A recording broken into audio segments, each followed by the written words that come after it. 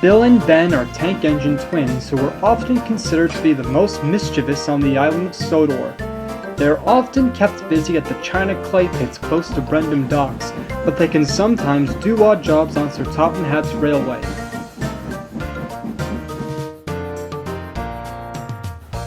They like to have fun together, and they enjoy playing tricks on the other engines, but sometimes their actions can lead them into trouble.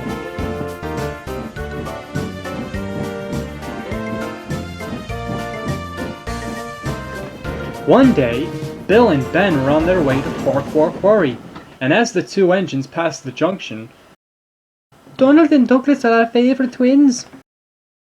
They look splendid in their new coats of paint." Donald and Douglas were pleased by hearing this, but Bill and Ben began to have thoughts about each other. They wondered which one was their favourite between the two of them. "I'm probably the favourite," thought Bill. "They must love me compared to Bill," thought Ben. "I am, after all, the strongest twin." The twins had thought all day about this until they finally reached the quarry. It wasn't long until they were busy helping Mavis with arranging their train due for Elsbridge Harbour. As Bill shunted into 3 trucks for the train, the last truck had rolled right into Ben.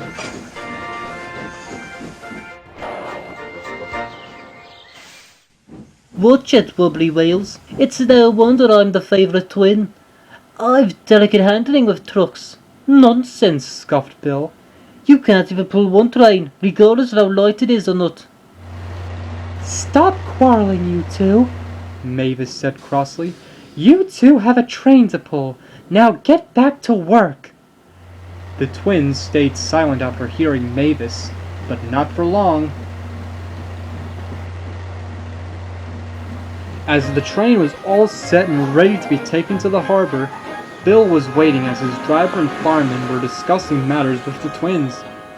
Ben, on the other hand, was eager to impress everyone to show how superior he was to Bill, so he convinced his driver and fireman that Bill had a low supply of coal, so they agreed to take the train alone. Ben was quickly coupled up to the train, and he quickly set off for the harbor to show Bill who was best. But Ben started off so quickly that he left the brake van behind. "Stop!" shouted the manager. "You've left the brake van behind!" But it was no use. Ben was gone. "Well, it looks like Ben is in a great deal of trouble," said Bill. "He'll never learn that we're both equally favourites for everyone. My crew and the quarry manager said so, and I agreed with them." Mavis agreed with Bill, but she was still worried with what would happen to Ben.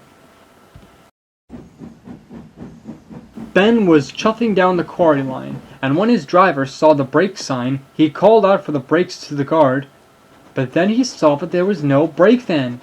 Ben's driver tried to apply the brakes, but they had jammed because of how fast Ben was going. Ben was now in a state of shock, as there was no way to stop in time. "Help!" cried Ben. Ben's driver realized that they were coming nearer and nearer to the quay at the harbor. They tried hard to make the brakes work one last time, but it was too late.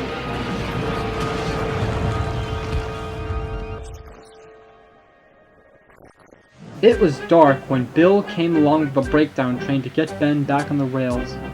Ben felt very foolish indeed as Edward pulled Ben back onto the rails.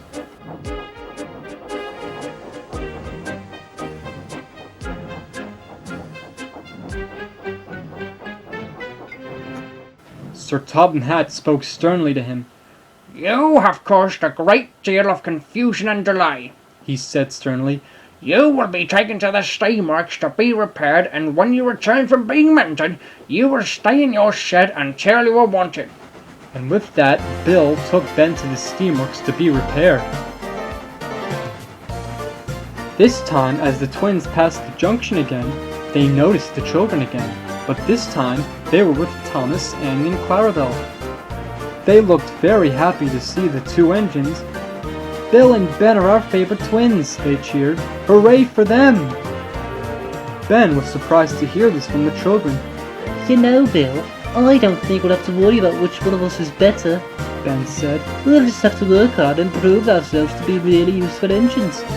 I'm glad you've learned your lesson, Ben, and next time, don't take the train by or stuff like that ever again, or you'll end up in seawater. Bill and Ben then laughed as they both chuffed to the steamworks, happy to be friends again.